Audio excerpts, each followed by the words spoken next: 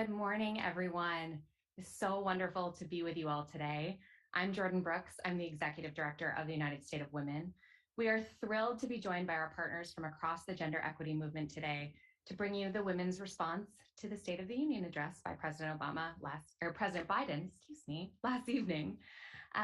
President Biden really laid out an agenda that we can all get behind, and in a moment of crisis, really made a commitment to women and girls, and also really made a commitment to the people across the world. We're coming together today because it is a critical moment for women in this country. As we continue to emerge from the COVID pandemic, we're seeing the economy recover for men and corporations, but 1.1 million women who left the workforce still have not returned. And we're seeing unprecedented state-level attacks on abortion and voting rights, and we've seen critical pieces of the president's agenda continue to be stalled in Congress. And we know that women are still bearing the brunt of this crisis, but we, together, this community can help to change that outcome. That's why on Monday, more than 53 gender equity organizations sent a letter to Congress laying out the legislative action we need to see in order for women and girls to thrive as we build forward out of this pandemic. We called on Congress to do 5 things: pass core pieces of the Build Back Better agenda, including affordable childcare, extending the child tax credit, paid family leave, and much more. We wanted them to protect voting rights, protect abortion rights and access, reauthorize the Violence Against Women Act, and advance criminal legal reform and criminal justice reform. And last night, we heard so much of that agenda affirmed by President Biden as he committed to not only protecting the rights of women and girls, but building an economy where women can succeed. He talked about affordable childcare, the need for paid family leave, the right to abortion access, and quality maternal health care, and talked about the need to confirm our nation's first Black woman, Ketanji Brown Jackson, to the Supreme Court. Today's conversation is about raising our voices to lay out the roadmap for how we get there as a movement, and to make sure that this agenda moves forward from a vision to a reality. We are so thrilled to be here with you today, and I could not be more excited to introduce one of our partners and friends, Ai-jen Poo, the co-founder and executive director of the National Domestic Workers Alliance. Ai-jen, take it away. Thank you so much, Jordan, and the United States of Women for your leadership in bringing us together today, and thank you so much to everyone who's joining. I was reflecting on President Biden's State of the Union speech last night and thinking about the many years that millions of women, like the domestic workers that I work with, have watched the State of the Union address without ever feeling like their experiences were reflected. The emotional struggles and impossible choices that define their lives, working paycheck to paycheck without any paid time off, having to choose between putting gas in the car and food on the table, not being able to afford childcare while worrying about how you were going to take care of your mom who has dementia, and just the desperation of it all. And I think about how meaningful it was to have last night's acknowledgement of so many of the issues that we care about. And I think about the fact that it was women and women of color, like domestic workers, who organized and voted and advocated and fought to make this moment possible for our stories to be included. The president's speech gave us another opening to call upon Congress to deliver on all of our priorities, and that is what we must do. It is time to pass the Build Back Better Act, including the care economy agenda with investments in childcare, paid family and medical leave, and home and community-based services. It is time to protect abortion rights and access, to reauthorize the Violence Against Women Act, to protect voting rights, the most fundamental right in America, and to enact criminal legal reform. We must continue to organize with our champions in Congress to deliver the solutions that support real equity and opportunity, that deliver care, solutions that move us away from the poverty, criminalization, incarceration, deportation, and dehumanization that define too many women's lives at the moment. And the good news is, everywhere I turn, I see women coming together to do just that. Caring, voting, building, organizing, and leading. I cannot wait to hear the reflections from the women on today's program about how we build on all this momentum to turn it into wins along all of our priorities. Back to you, Jordan. Thank you so much, Ai-jen, for those opening remarks and for all of your incredible work with the National Domestic Workers Alliance across the country. And now I'm really excited to introduce our partner and friend, Brandi Colander, to talk about the historic nomination of Supreme Court Justice nominee Ketanji Brown Jackson. Brandi Colander, co-founder of She Will Rise, the organization that's been working to bring Black women to the Supreme Court. Brandi. Thank you, Jordan, and thank you all for joining today, and thank you to the United States of Women for this opportunity. I represent one of the 4 co-founding women who created She Will Rise. And essentially, we are 4 American women who decided that we weren't going to look outside of ourselves anymore to course correct. We all have daughters. We're proud mothers who want it to ring true that when we tell them they can be anything they want when they grow up, that is real. And 3 of the 4 of us are attorneys who have had our own experiences in the process of becoming lawyers, as well as understanding the judiciary on the whole, and recognize where there have just been complete gaps, and also finding ways to create those gaps and turn them into opportunities. And so there's a broad ecosystem, many other women who have joined today to talk about some of the opportunities from an advocacy perspective, the policy implications. But quite frankly, She Will Rise was designed to be an engagement tool. It was designed to pull a demographic into the conversation that we believed was just not present. It was designed to serve as an educational opportunity to make the judiciary something that often felt a little bit beyond reach, or maybe too within the beltway for many people, particularly at the Supreme Court level, to help them access that and understand that. My background is I'm an environmental lawyer and have mostly done sustainability work and environmental law and policy over the course of my career. But I did have an opportunity to serve in the Obama administration, 2 tours of duty, one with the White House Council on Environmental Quality. And it was during that chapter that I was exposed to the judicial pipeline process, and also thinking about judges who had awareness, knowledge, and sensitivities around environmental laws and policies, NEPA in particular. And I think a lot about that experience, particularly in this moment, because there's a connection that I often draw around some of the policies and the gaps that we are experiencing, some of which Jordan and others have already mentioned, in terms of us not being able to still get a full dollar's worth, 63 cents on the dollar for Black women today. Black women today are still 3 times more likely than our white female counterparts to die during childbirth. And then, of course, we have the issue of voting rights, where that's still called into question. The bottom line here is we need to have more representation on the courts. And so we are elated to see that the president has made this nomination, which is historic. But we're very focused on pipeline. And while she may be the first, she's not confirmed, and she need not be the last. And so we ask all of you to join us on our website, sisterscotus.org, to sign the petition, because it is still a utilized tool. We are doing a lot of state level outreach, and they often refer to the petition, and ticking those numbers up is still very helpful. We have a judicial tracker where people can have more visibility around the judiciary, not just at the Supreme Court level. And more importantly, continuing to be good allies. Conversations like today are absolutely critical. We have more activations underway, and so this is an exciting moment, and we thank you for the time. Thank you, Jordan.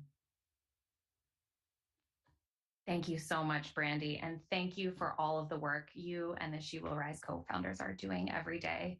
We are so excited to stand with you all to really confirm Judge Jackson to the court.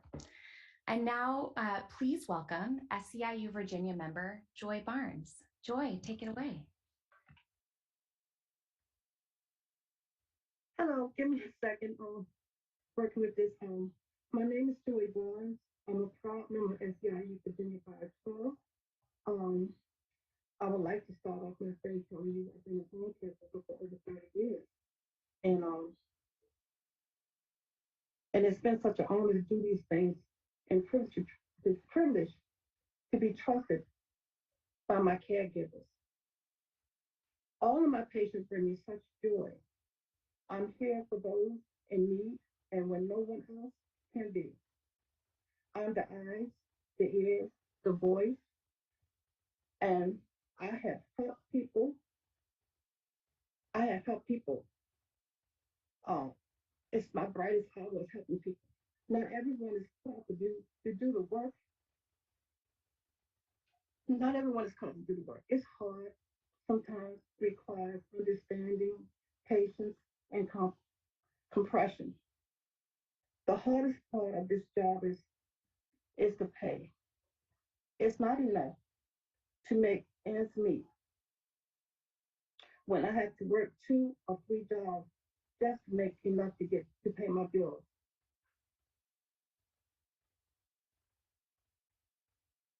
Home care workers don't get a chance to take care of themselves or their families because they're taking care of other people's families.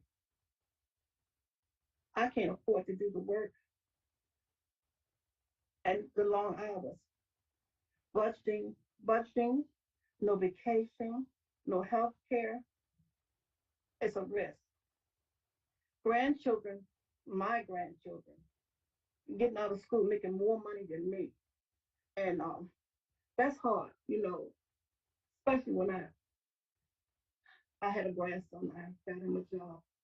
And he's a janitorial during the summertime. And back that time, that little boy was making 10.50 an hour. And I was getting some 7 something. When he came home, he was so happy to show me. And they say, Nanny, look what I got. And I smiled and I said, wow, you're giving kids out in school more money than what we are getting. And for all that we work for, we're not getting half of it. And that was a problem. It's a problem for me. And I'm telling everybody, it's very hard doing home care because I work for 2 or 3 jobs. My rent is going up, my bills going up, and I have to struggle to reach to pay this bill, to pay that bill, and wonder how I'm going to make it. But what I can say about it, I love what I do. I love my patients because they depend on me and they don't have anyone else, you know. But because but I feel like this because the plan is like that. Will make no one job will be enough for home care workers. Having having one job would mean to me, having one job would mean to me, I could spend more time with my family, my grandkids. I watched them grow up. I watched them grow up as I worked. The vacation time, I watched these little kids grow up. And the thing about it, they're all grown now. I had a grandson who told me, he said he was 15 then when he was making more money than me. He said, now I'm going to join the Marines when I get out of school. That grandson, he did that. That was 5 years ago. He did that. He joined the Marines. And, he's still in the Marines. And then I have a second grandson who just joined the Marines, who just graduated from the Marines in January. And they all send me money because they know how hard that I have to work. But like I tell them, you don't have to send me money. You don't have to do these things for me. I'm going to be all right. I don't want to take from my family. I'm going to make it. But I feel like with the Build Back Better, it would give us one job. And that one job, I could do so much more and spend time with my family like I knew because I am a new grandmother. I have a great grands now, twins. And my grandkids say, oh, Nanny, will you have time to spend with us? I said, sure.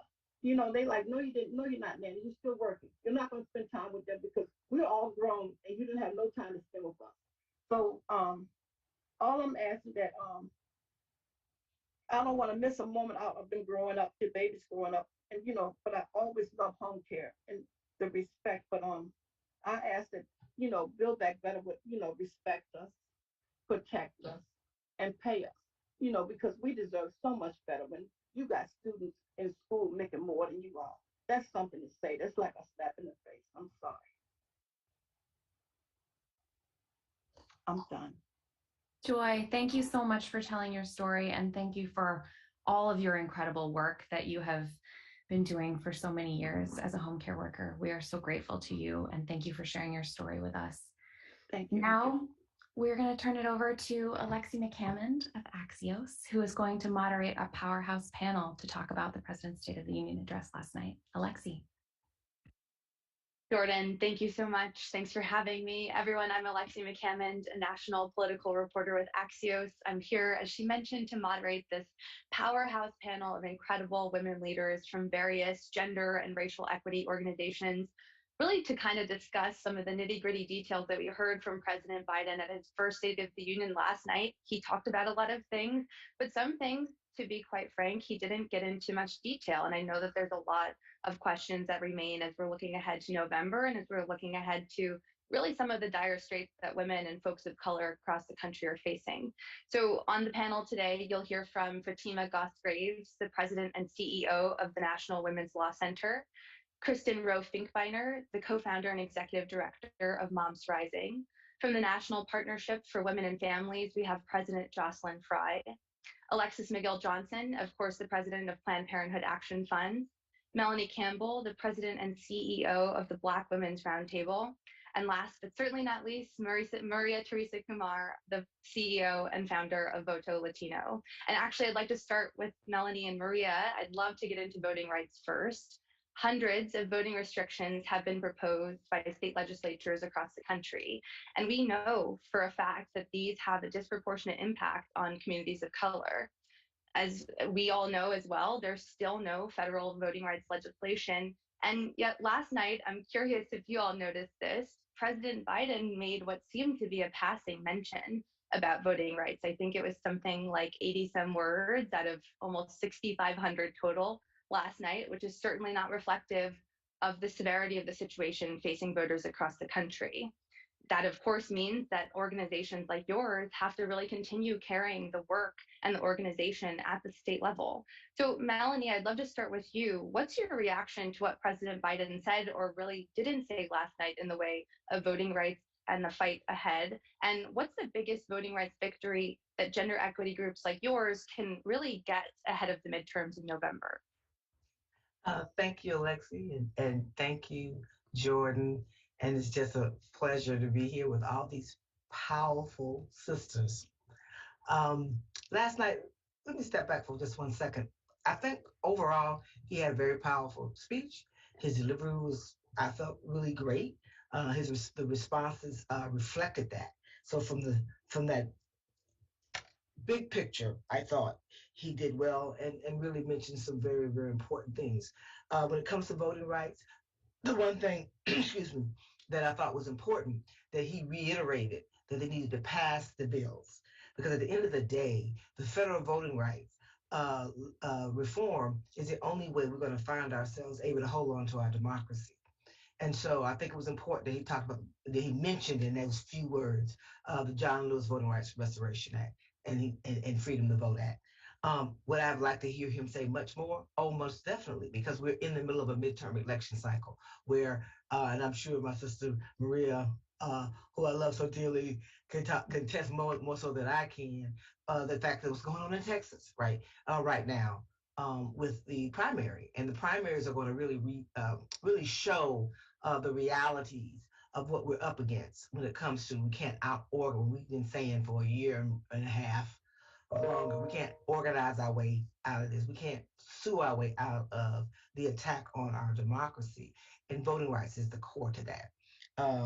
So I'll stop there.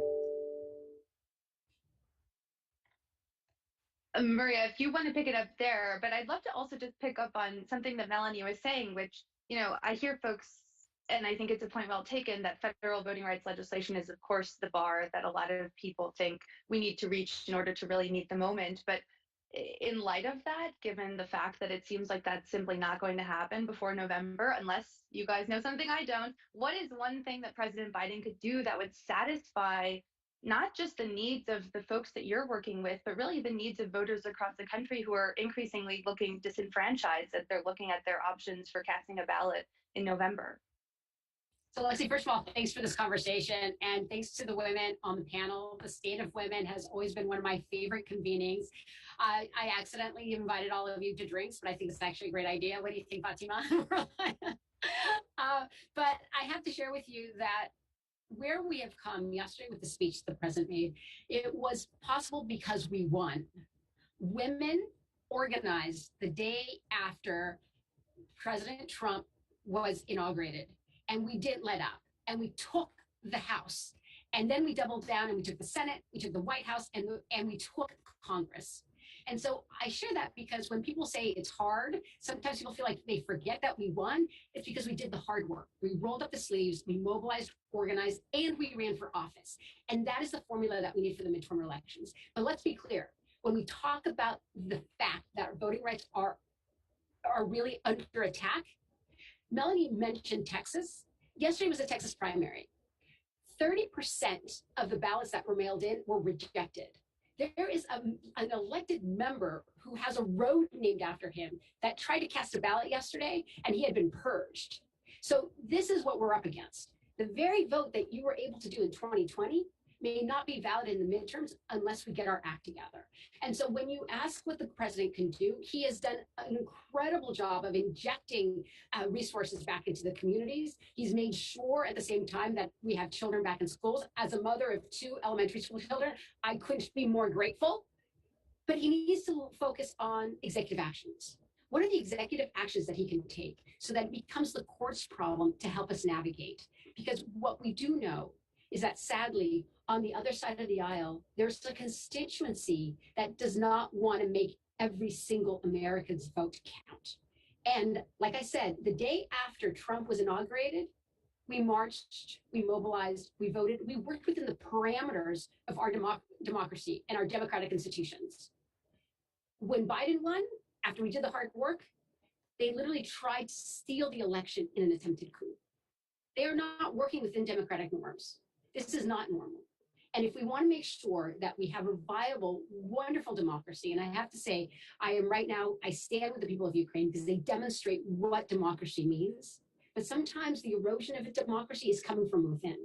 And we need every single woman to be just as fierce, because the idea that my daughter will have less rights than I do today is unfathomable, and it's criminal. And so we have to make sure that we're doing it not for us, but literally for the children that are already born, because they will be asking a lot of questions and we will have to answer them. And quickly, before we move on to some of the other panelists, Melanie and Maria, if the president for some reason doesn't sign any sort of executive actions ahead of November, how significantly would that change the work that both of your organizations realistically have to do on the ground between now and then? One of the things that I know that must happen is that the Department of Justice, which is part of his administration, with some level of autonomy, of course, but the reality is that the Justice Department has to also deal with the monitoring of these elections in real time, to shine a light on how, as these these laws are being implemented, just to minimally have a record of what's been going on, until we will win, whether it's this election season. We have to win. Alexi, we got time to get something passed. Just like we're breaking down Build Back Better and all the importance of the elements of it and trying to work through that, the same thing must happen in this Congress to get something passed minimally. And this is, what I'm not saying this is a collective thought, but minimally the folks that I'm with has to at least strengthen Voting Rights Act enforcement powers, because when that vote went down in January and they did not move to allow for those bills to be voted upon on the floor in January of this year, then okay. And some people said, oh, I voted from the Republicans, and I'm not being partisan, just facts. History is real. You can go back and read it. Those who said I voted for 6 pages in 2006. One senator from Maine, who I remember very clearly saying that. Oh, but this is 700 pages, whatever pages it is. All right, then pull out and let's just vote on that. Let's vote on what you voted on with correcting the formula so that you can enforce the law of the land when it comes to voting rights. And I've said that to everybody I know. I'm going to keep saying it. That needs to happen. And the Biden administration needs to really push the leadership in the Senate to do that. However means through that process, they cannot let us get into November thinking that we're going to be able to hold on to this democracy. I would say something partisan, but I can't, right? Without Thank you. some legal law of some sort being passed. And I congratulate him on his speech. So much was said.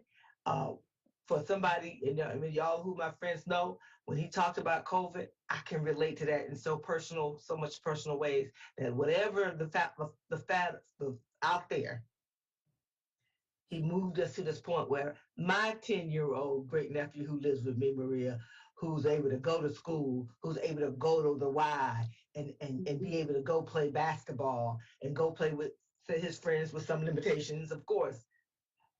From a year ago to now, it's night and day.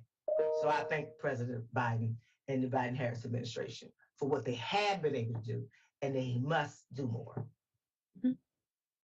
Thank you. Moving on to the economy, which is another big part, of course, of the State of the Union address last night. COVID has had several economic impacts, as we all know, really across the country, but one colloquially became known as the she session, of course, a term to reflect the millions of women who left the workforce amid the pandemic. Now, women are figuring out not just whether to return to the workforce at all, but how to return to a workforce that likely looks a lot different than the last time that they were really in the mix full time. Fatima, I know that your organization has new data about the economic effects on women and women of color in particular over the last couple of years.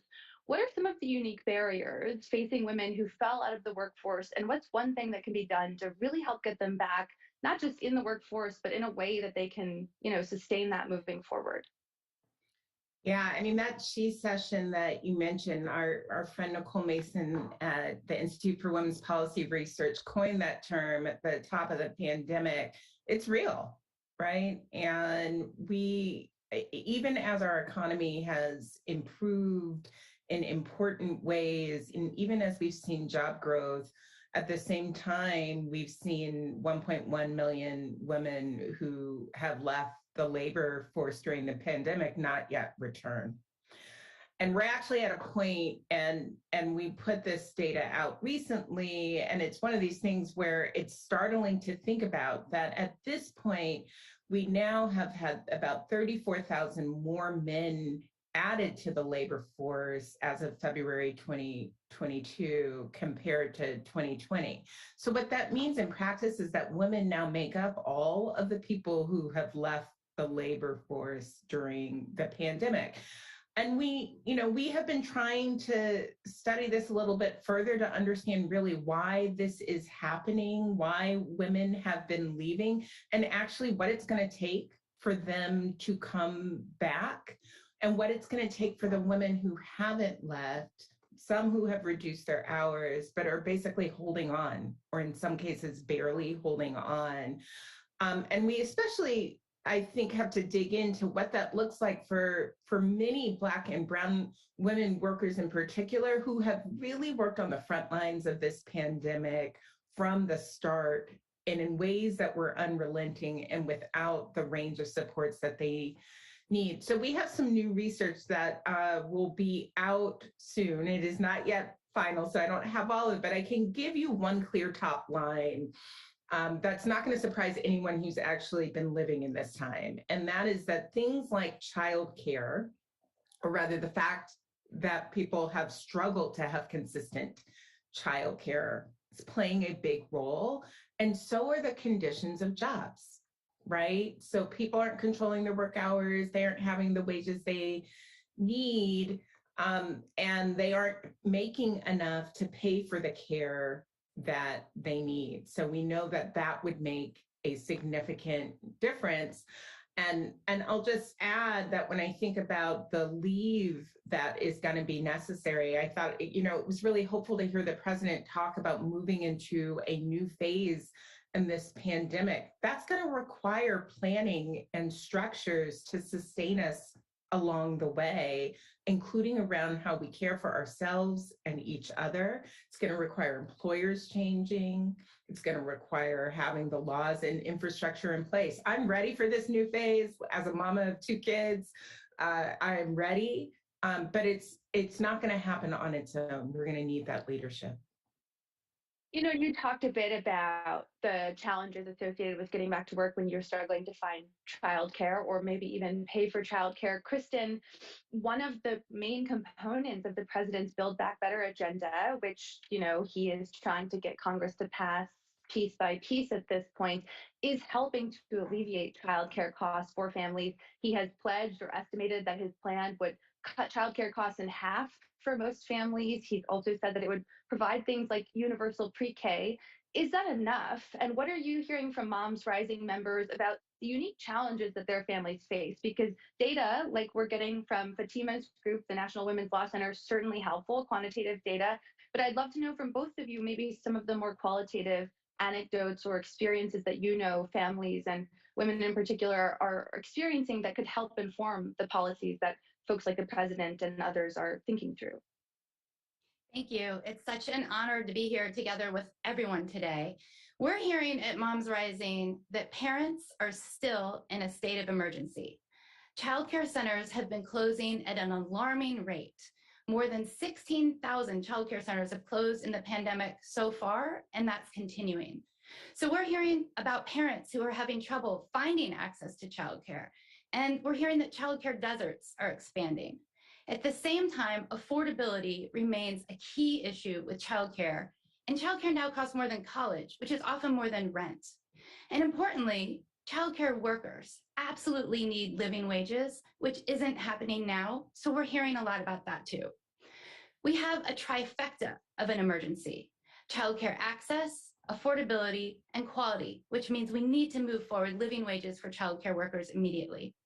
And because people can't find affordable childcare, as Fatima just mentioned, millions of moms have been pushed out of much needed jobs, causing disproportionate harm to Black, Brown, Indigenous, and moms of color due to structural racism. It doesn't have to be this way. And it's harmful not just to moms and families, but to our economy and our businesses, because this is all playing a role in the current workforce shortages, which in turn are part of the supply chain issue that is driving up inflation and costs to families. We can do better. We can invest in childcare and paid family medical leave as well as home care, so parents can go to work, so children can thrive, so childcare workers can earn living wages, and so our economy is stable.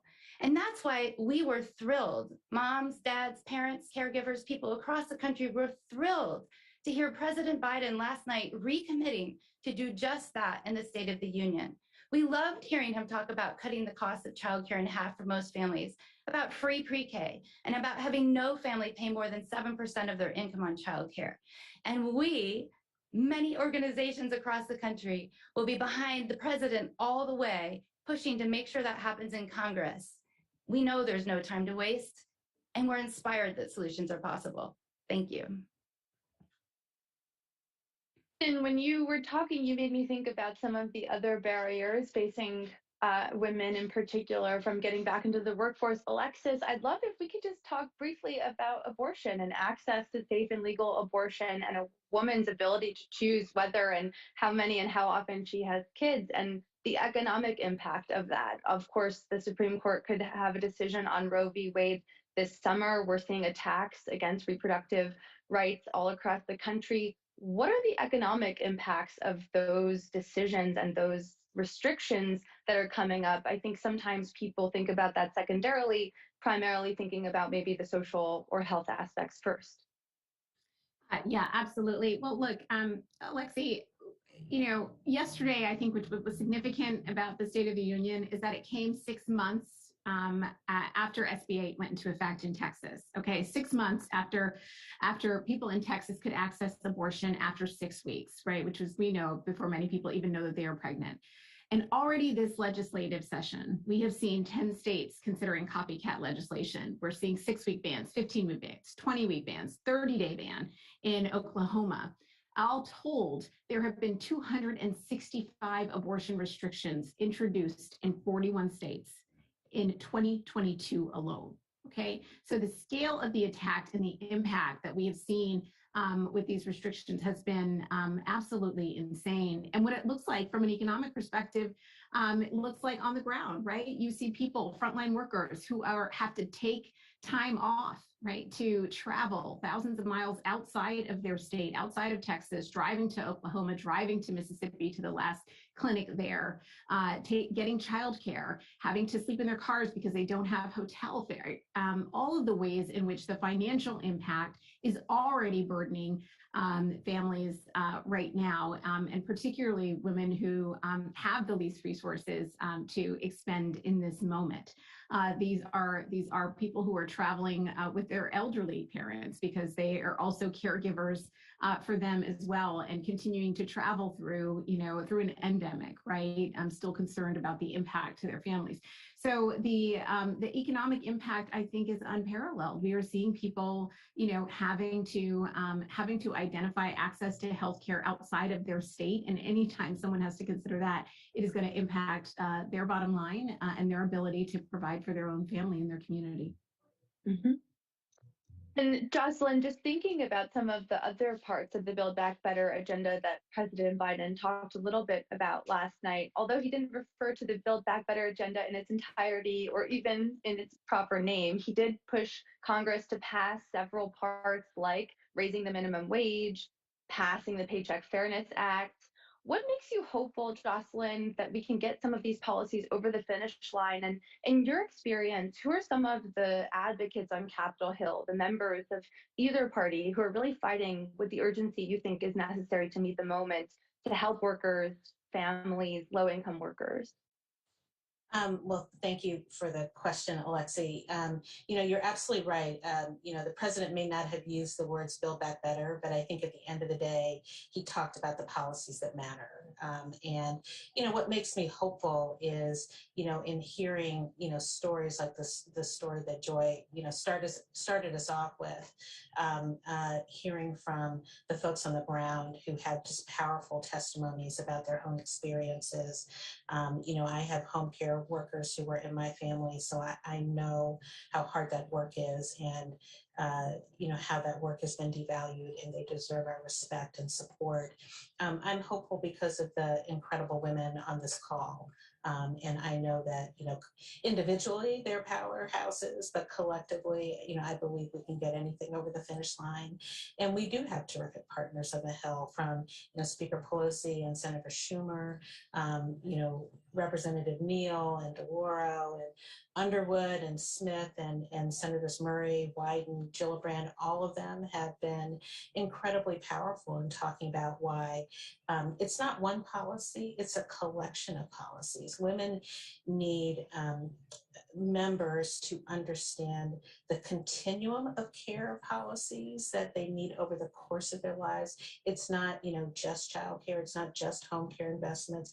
It is all of these things and more that collectively really impact their ability to not only survive, but thrive.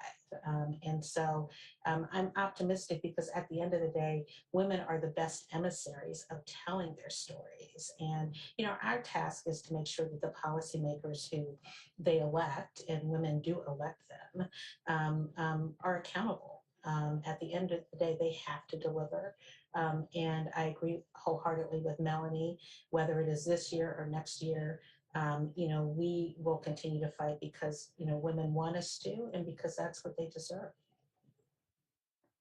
And as we wrap up with just a few minutes left, I'd love to get some thoughts from all of you briefly before we go about the historic Supreme Court nomination. Of course, you all have worked across several cycles where we've seen high-profile Supreme Court nominations and confirmation fights, but I'd love to hear briefly from each of you, just first, how this one is different for you personally, professionally, and secondly, how the focus on the Supreme Court and this confirmation and Ketanji Brown Jackson will, help the work that you're doing or the organizing around the issues that you're fighting for. So maybe Maria Teresa Kumar, we could start with you. Absolutely. First of all, I think that it's incredible joy, and it demonstrates once again how the president is delivering on a promise.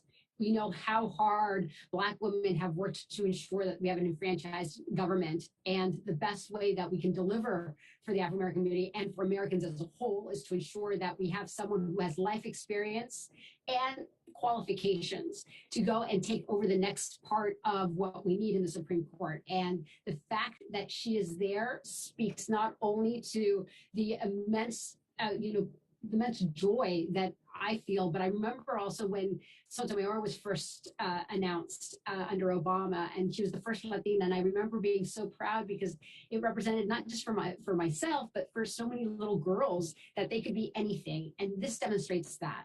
But we also know that the court is battling issues that are fundamental to our democracy right now, whether we're talking about voting rights or access to healthcare or access to an ability for someone to choose. And again, this idea that not only is she her resume incredibly profound, and when it comes to the issues of the day, but that she also has the life experience, will make sure that we have a more just Supreme Court. Thank you for that, Fatima. I mean, Maria Teresa said it so well, joy and pride for this extraordinary nominee. And I found myself surprised that I was as emotional as I was watching her give her speech with the vice president standing behind her, that we were at this moment in history.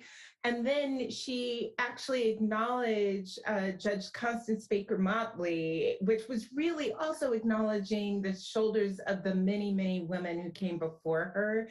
And, as an attorney as well, I sort of had to reflect on, there are so many ways we limit what we think might be possible. And now having her there at the height of our profession, at the highest court in the land, I think that will shift for a next generation. And the only other thing I want to just say is that it isn't just delivering on a promise. This was a campaign promise he made, but it also is reminding us at a time where we need to be reminded how important our democracy is.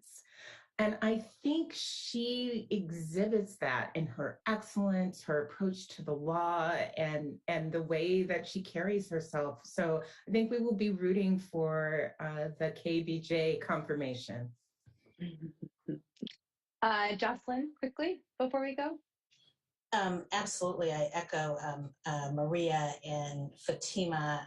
I think it's just an amazing nomination, and I couldn't be more thrilled about it. And I would just add to what Fatima said. I think you have pride as a Black woman, as a lawyer, but I think it's just pride as an American. And you can't help but think about the history that led us here. And the fact that Judge Jackson represents sort of that legacy of Black women who have looked to the law to drive change, laws that often worked against us, laws that often were designed to keep us back. But it is a testament, I think, to her faith in democracy and the power of the courts and the legal system to, despite all those impediments, to still hold on to it and use it as a force for change. And the last thing I would say is that I couldn't help but be inspired by the legacy of her own family, as a daughter of two parents who grew up in segregation, who were government workers, who never anticipated these types of changes. To see her standing there was remarkable and breathtaking, and really, really wonderful. Jocelyn, thank you for that. Thank you all so much for sharing your thoughts on this important day, on this important subject. Fatima, Kristen, Jocelyn, Alexis, Melanie, Maria, thank you for sharing some time with me. Thank you all for having me as your moderator. Thank you to the State of the Women for having all of us in this timely discussion. I hope you all enjoy the rest of the event, and thanks for tuning in. Thank you so much, Alexi, for moderating. And thank you to our incredible leaders, Fatima, Jocelyn, Alexis, Melanie, Kristen, and Maria Teresa. We are just so grateful for all of your leadership. And now we're going to have a couple of stories from some really wonderful women from across the country. First, we are going to hear from Kayla from Planned Parenthood about the really important abortion access needs in this country. And then we're going to hear from Deborah Scott, the CEO of Georgia Stand Up on Voting Rights. Kayla, take it away. Hi, everyone. My name is Kayla. 5 years ago, I had an abortion in a southern state. I was alone and in a state that required a 24-hour waiting period to have the procedure done. When I found out I was pregnant, I was around 4 weeks. It was simple for me. At that time, I didn't want to be a mama. I do not regret the decision I made. Since I did not disclose the pregnancy to anyone in my family, I got a hotel room for myself for the days following the procedure. I went to the appointment and took the medication that same day. I was told that I might have some bleeding, so I was prepared when I got back to my room. As time passed, medication did not work, but I knew that the pregnancy was not terminated. I went back to the doctor and they gave me a transvaginal ultrasound confirming that the pregnancy remained. So I went forward with having a D&C. The clinic provided me with local anesthesia, but I was alone and awake during this process. I held the hand of a really kind nurse, but she was still a stranger. It was painful and hard. I went home, had pain, but I healed. Even so, I faced a lot of stigma in my decision. In the moment, it felt best to be alone. I told only a close friend who lived hours away. In retrospect, I could have asked someone to be there, but I felt like I deserved pain and to be punished. I was physically, mentally, and emotionally isolated. I internalized a lot of societal, religious, familial, and cultural beliefs that did not belong to me. It was being projected. All of this was shattering. But I knew that at this point in my life, I did not want to be a parent. I was a budding human being. I was just beginning to shape and shift my world. I was growing into myself. I was also working on my master's with plans to apply to a doctoral program soon after. There are rare occasions when Black women have a chance to pick their own cards, and for me, this was one of them. I picked me. I believe that every person's reason for having an abortion is enough. Toni Morrison said, "The function of freedom is to free someone else." And it is for this reason that I decided to share. I would tell someone going through this to make the decision that you know is best. I have never been more clear about something ever in my life. I knew this was the best decision for me. People who can get pregnant should have the right to choose. Politicians or anyone else should not infringe upon the rights of people who can get pregnant. We can make our own decisions. At the end of Poem About My Rights, legendary activist, lesbian, writer, and teacher June Jordan leaves us with words I carry close to my heart. I am not wrong. Wrong is not my name. My name is my own, my own, my own. Peace and thank you. Wow, that was powerful. So my name is Deborah Scott. I am the CEO of Georgia Stand Up, a think and act tank for working communities, and we have been on the front lines of fighting voter suppression. We have been registering people to vote, organizing, making sure people are mobilized to get to the polls. But in the midst of all of that, we have been faced with a state that has made it illegal to give out water at a polling location, even though people could be in line for 4 to 7 hours. We here in Georgia will continue to organize and mobilize. We are happy that the president did mention the John Lewis Voting Rights Advancement Act, but we need it to be passed. We're asking for the Freedom to Vote to be passed, as well as the John Lewis Advancement in Voting Act passed. But as we struggle in the South to continue to make sure that people are registered, educated, and they have access to the ballot, we will not be deterred. We will continue to fight. We will continue to mobilize. We will continue to get people out to register to vote and to vote. We have crafted an orange book, which we will give to our voters to let them know where they can get a free ID. We have organized people to get to the polls to make sure people are there safely. We will make sure our people get registered to vote. But we are so happy and filled with joy about the SCOTUS nominee. I think a Black woman on the Supreme Court will help to make this country a better place.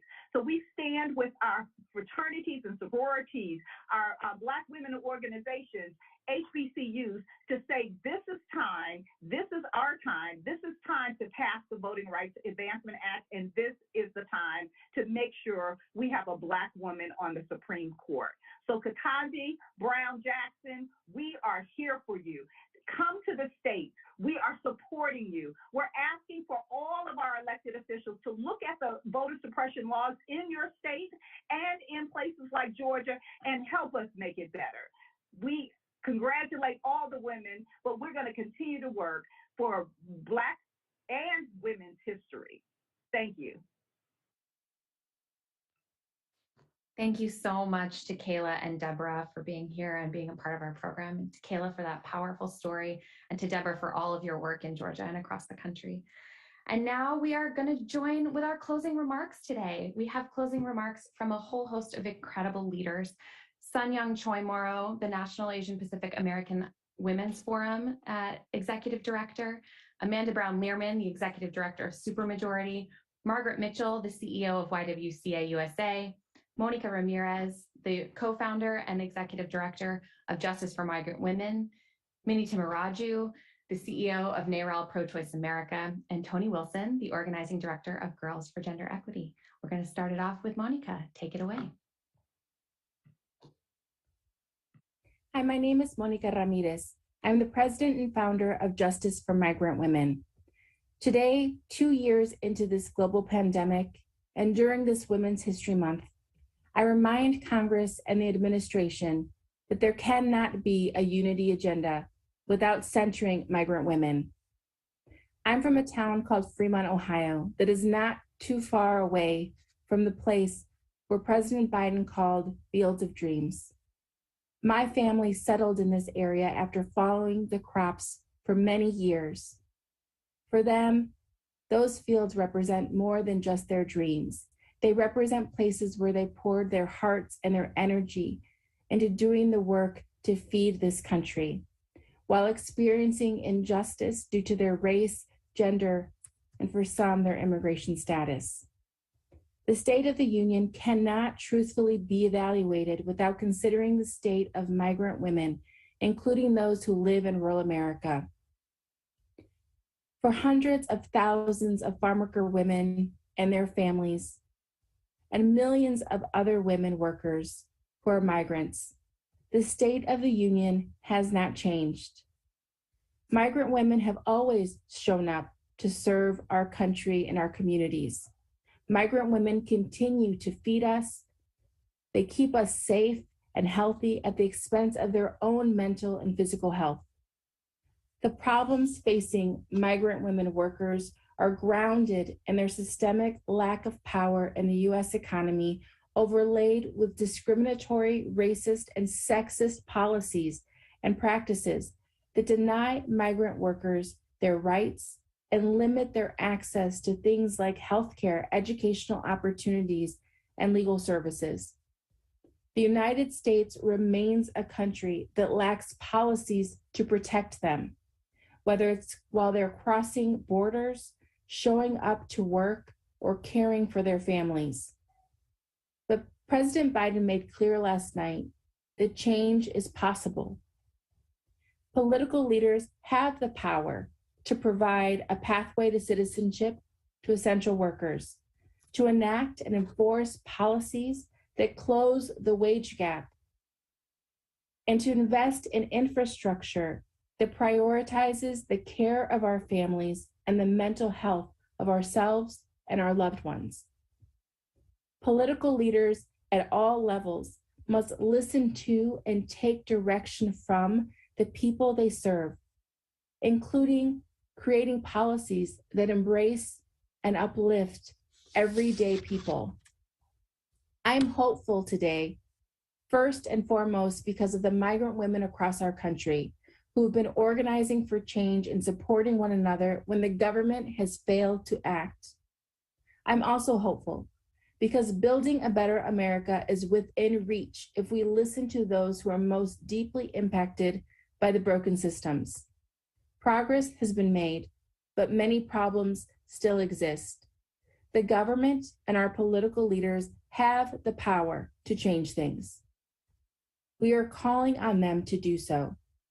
We need all of our political leaders to act now, not because we need saving, but because migrant women are already many steps ahead. And it's time for our policies to align with their leadership in communities across our country.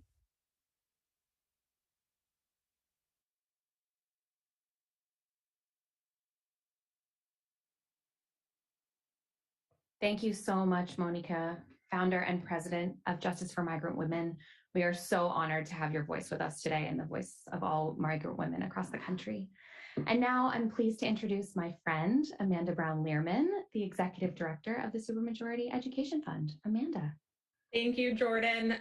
And thank you to all of our incredible storytellers who tuned in today. I really do believe that one of our most powerful tools in all of this is sharing our stories and making sure that all of our voices are heard. So many, many thanks to all of you. At the end of the day, women are the backbone of our democracy. We have come together across age, across race and background to vote President Biden into office. And we did that with a mandate to make sure that he was prioritizing the issues that we all care about. We have raised our voices so much to demand paid leave, affordable childcare, reproductive freedom, and also voting rights, as you've heard throughout this session. And last night, President Biden made sure and made it clear that he will continue working to answer our call to build a better country for our daughters even than the one that we have inherited. But there is work to do, and there is a role for him. There is a role for the policymakers that you saw at the State of the Union and in the halls of Congress, and there's also a role for all of us. And we have to continue to push for that paid leave legislation and we have to push for legislation that's going to protect our right to vote, reproductive freedom, and we have to keep our foot on the gas because women, as we all know, need the support and rely on these freedoms, and we cannot stop until our leaders deliver.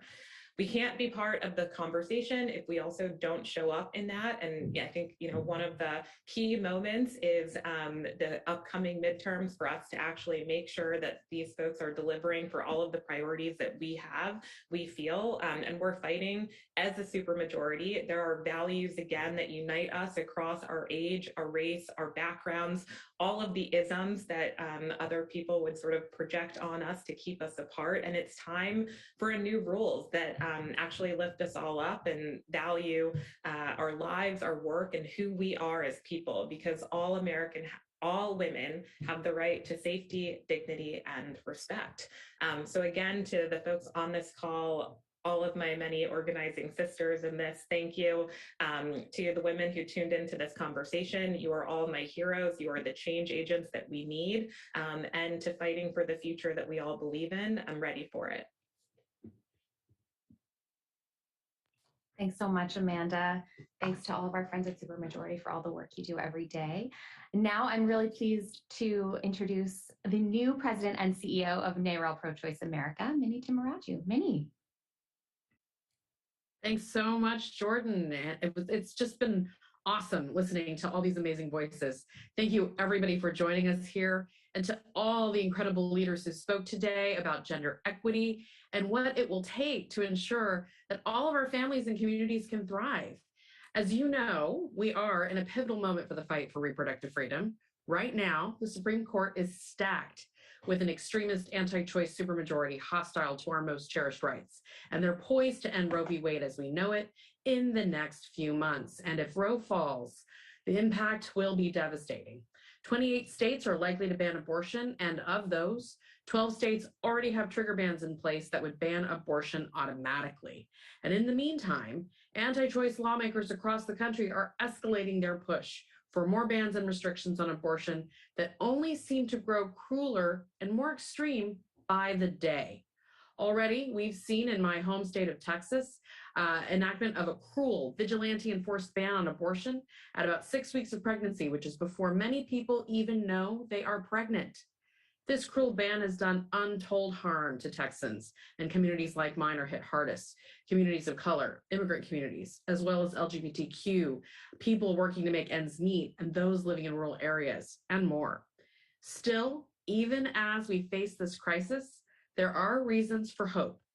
We're grateful that President Biden noted this pivotal moment for our movement during his address last night.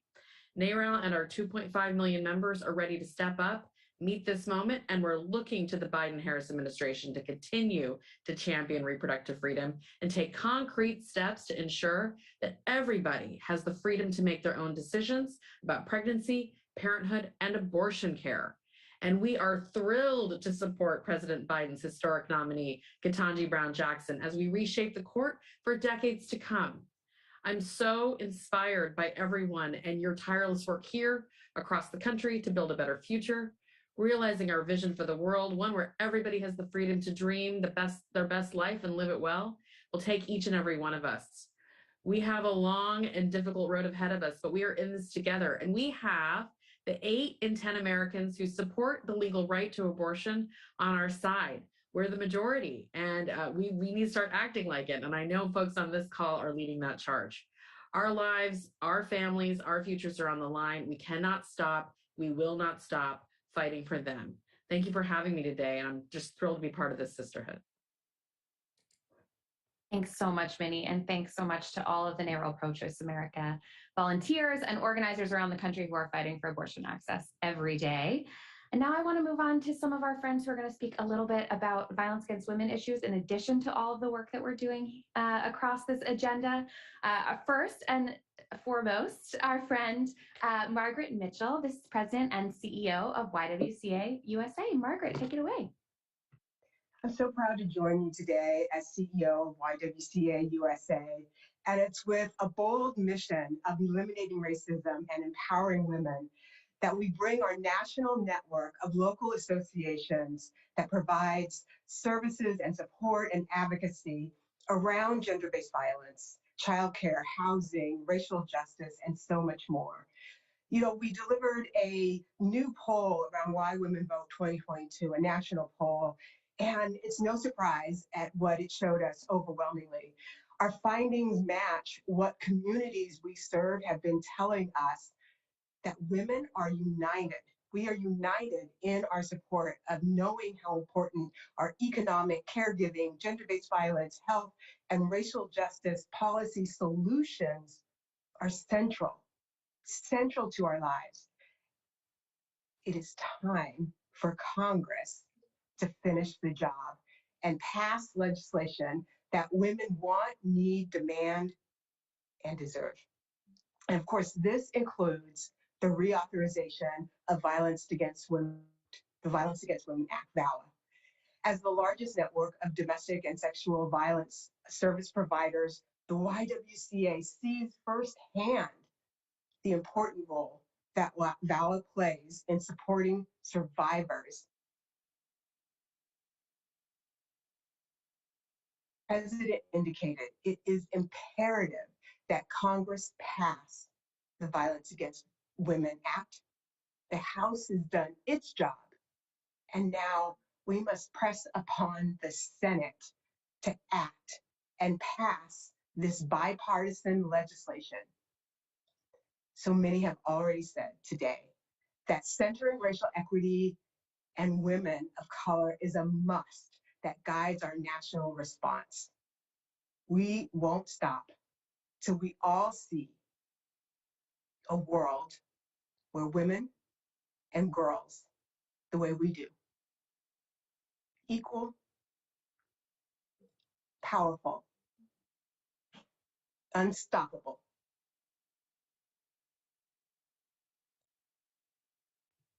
Thank you so much, Margaret, and thank you again to all of the YWCA chapters around the country who are providing such incredible services to women and girls. Next, Next, I'm really excited to introduce our friend, Sanyong Choi-Moro, who is the Executive Director of the National Asian Pacific American Women's Forum. Sanyong, take it away. Thank you. Thank you for having me today. And I'm so glad to be in this space with all of you, amazing leaders leading to change our world for the better.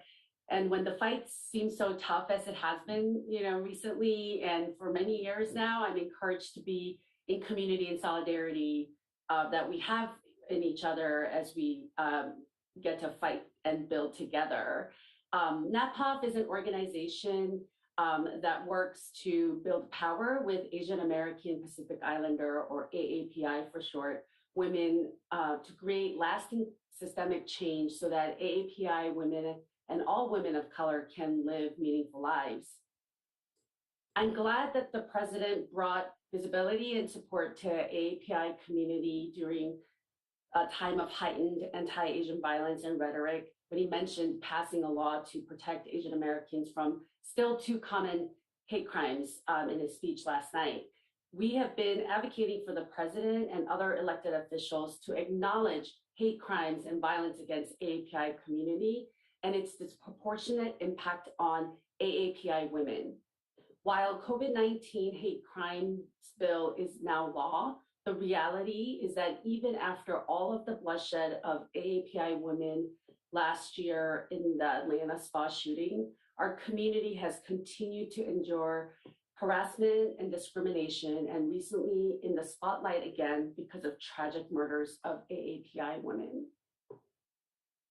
The tragic murders of Christina Yuna Lee and Michelle Go in New York City, and the murders of Xu Fang and another victim only identified as a woman of Chinese descent in Albuquerque nearly a year after Atlanta spa shootings is yet another sobering reminder of the current state of safety of AAPI women. Report of hate crimes against AAPI individuals have jumped 339% over the past year.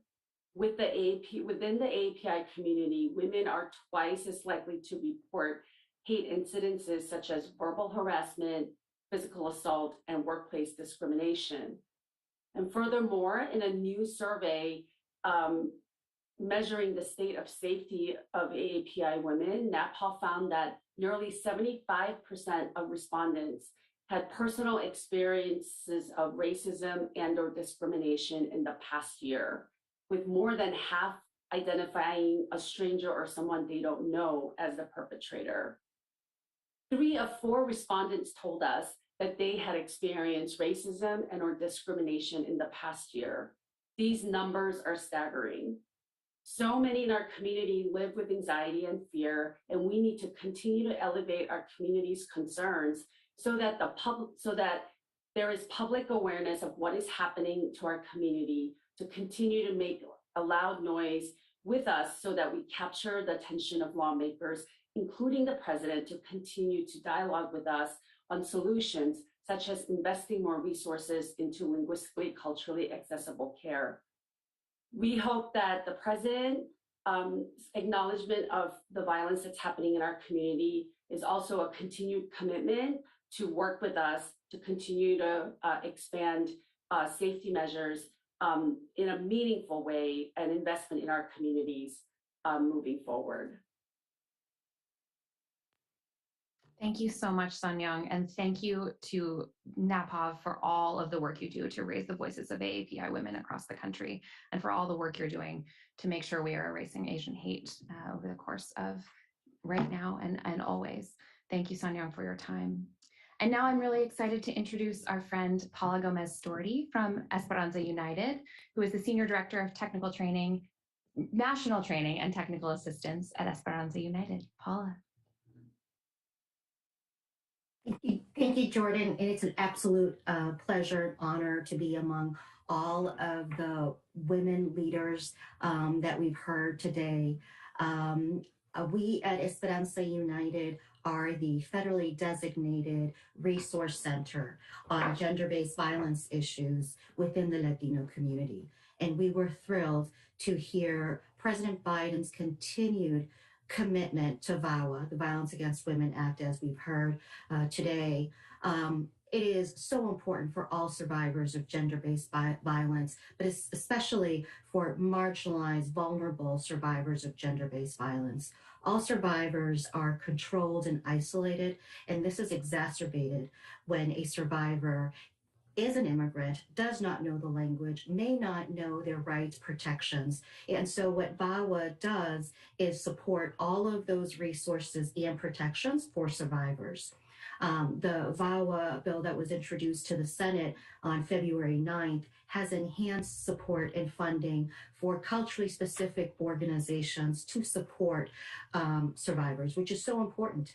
Survivors cannot access programs when no one speaks their language or when they don't know what their protections are. By having trauma-informed, community-centered, culturally specific services, this will increase survivor safety. We're also thrilled to hear President say that there are going to be designated judges to hear immigration cases involving victims that have fled persecution and violence. This will enhance the safety of themselves and their families. Also, to hear all of the efforts that this administration is doing for COVID. We know that COVID has impacted many communities, especially communities of color, including the Latino community. We have individuals in our community that make a large part of the workforce, and that includes migrant workers, essential workers, and beyond, with increased supports and benefits to have testing and have treatment. We will increase the safety and well-being of our community. And lastly, we are very, very happy to have continued partnerships with all of the leaders that have spoken today. 1 in 3 women experience partner violence in the United States, and this number is the same for Latina women, that 1 in 3 women. And so these enhanced protections will support their safety, and it's life-changing. Thank you, Jordan. Thank you so much, Paula, and to all of the work that Esperanza United does every day to work with Latino women around the country. We're really excited to continue to see all of that great work you'll do as we work to pass the Violence Against Women Act this year. And last, but absolutely certainly not least, is Toni Wilson, who is the organizing director of Girls for Gender Equity. Toni works with girls across the country, and we are so excited to have her here. Toni, take it away. Thank you, Jordan. Hi, hope everyone is doing well. My name is Toni Wilson. Girls for Gender Equity is a 20-year-old intergenerational organization based in Brooklyn, New York, leading local, state, and federal campaigns and cultural narrative shift work centering Black girls and gender-expansive young people. In 2020, leading up to the pivotal election, we launched a national campaign, a national agenda for Black girls, to call for federal elections and the incoming president, who is now President Biden, to center the policy needs and priorities of cis and trans Black girls and gender expansive youth. This campaign continues to work to address education justice, opportunity for Black girls, wellness, reproductive justice, resources, and access for Black girls, and ending gender-based violence to create tangible resources and spaces for survivors. Since our campaign launched in November of 2020, we have continued to do the work alongside youth organizers across the country to hold this administration accountable to Black girls. We are asking you all to please join us tomorrow for our IG Live conversation at 3 p.m. Eastern, along with myself and youth organizer Pony White, as we lead the State of Black Girls, Demands from Black Girls. You can watch this IG Live at GGENYC on Instagram. We will discuss our thoughts on President Biden's State of the Union address, the recent necessary and historical nomination of Judge Ketanji Brown Jackson. We'll revisit campaign promises made to Black girls and women in our Biden candidate questionnaire. And we'll also amplify the voices of Black girls, because we know that Black women are the largest voting bloc in American history for democracy. So it's about time for our needs to be front and center, because we know that when Black girls are censored, when their needs are addressed, it serves the needs and addresses the care for human rights of all. So thank you, and we look forward to being in a conversation with you all tomorrow. Thank you, Tony, and thank you so much for everything you are doing every day and Girls for Gender Equity is doing every day to make sure that the voices of girls across the country are really being listened to and they are leading because we know that they are. So thank you, Tony, for everything.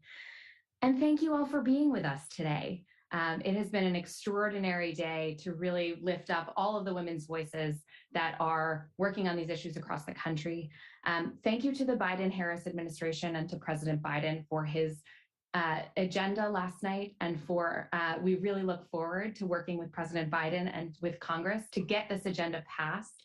Thank you to all of the leaders on this call who have spent an incredible amount of years, decades working to advocate for women, girls, and families across this country. Your leadership is the thing that gets all of us up, me up in the morning, and being in partnership with all of you has been such an extraordinary experience, and we look to you all to lead. So thank you for all of your incredible words. And to those women across the country who are leading in your communities, we are so grateful to all of you.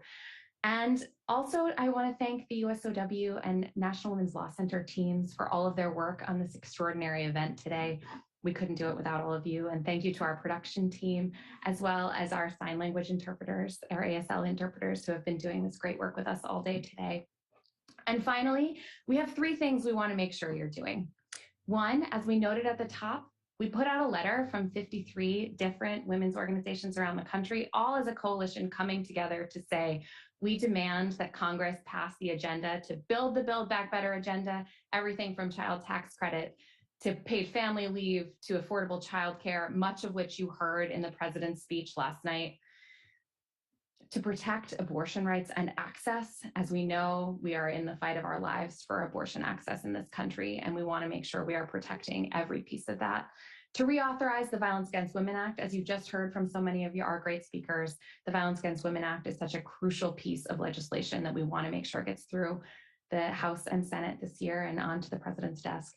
We need to protect voting rights because we know that voting rights is the cornerstone of all of the rest of this work, and without the right to vote, we can't get anything else done. And we need to make sure we are enhancing criminal legal reform and making sure that we are advancing racial and gender equity and justice with reimagining public safety. So thank you all for joining us today. And thank you to all of our partners, the 53 organizations who have joined us in this fight. We know there are more of you and more that want to sign on to this agenda. So you can go to usow.org/stateofwomen to join us, whether you're an individual or an organization. We want to hear from you, and we want to make sure that you sign on to this agenda and help get it around and help us get it passed through Congress. So go to usow.org/stateofwomen. Secondly, we want to make sure you join our friends at the Black Women's Roundtable for their Power Table Talk that they are doing actually right now.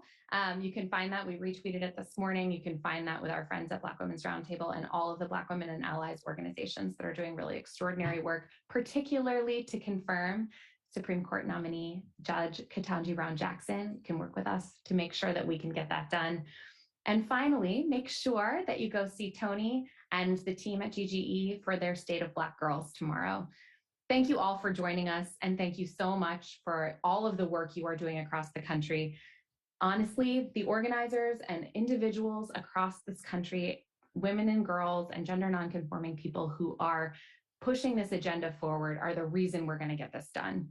I know it's been an extraordinarily hard 2 years over the course of this pandemic, but we know we can get it done when we do it together, and we all can change the outcome. So thank you so much for being with us, and thank you for joining the State of Women today. Have a wonderful day.